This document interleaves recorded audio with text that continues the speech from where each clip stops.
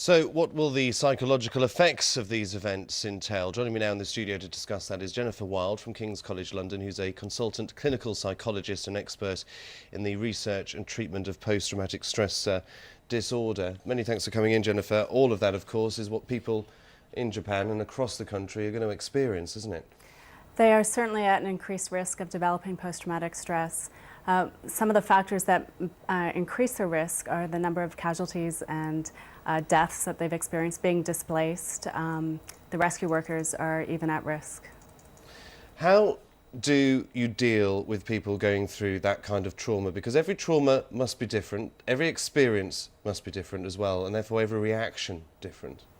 I think it's still very early days in Japan, and we first have to meet their basic needs.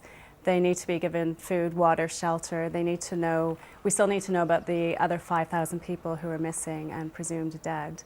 Once these facts become apparent and that information can be portrayed to the survivors, that will offer some information. But in terms of protecting them from developing PTSD, what they've been through is incredibly horrific, and it's going to be difficult to prevent the development of PTSD in these cases. There's been some pictures in the newspapers over the last few days of a Japanese woman sat in the wreckage of a home just screaming. There's been others just sobbing. I'm no expert, you're the expert, but it seems to me that that kind of help, counselling, whatever it is, needs to get to them now, not in a few weeks' time or a few months' time. They certainly need support. But as we recommend after disasters such as this, they are going to have symptoms of post-traumatic stress, which in the month after disaster is normal. If it persists for longer than a month, then they would need more active intervention, such as a cognitive behavioral intervention that would help to prevent the development of PTSD. But they're at increased risk. I mean, we can draw on other disasters similar to this, Chernobyl. Even 20 years after Chernobyl, the survivors are at an increased risk of depression, PTSD, and bad headaches, especially if they've been exposed to radiation. And I suppose this disaster is going to go on for some time. There's a radiation threat.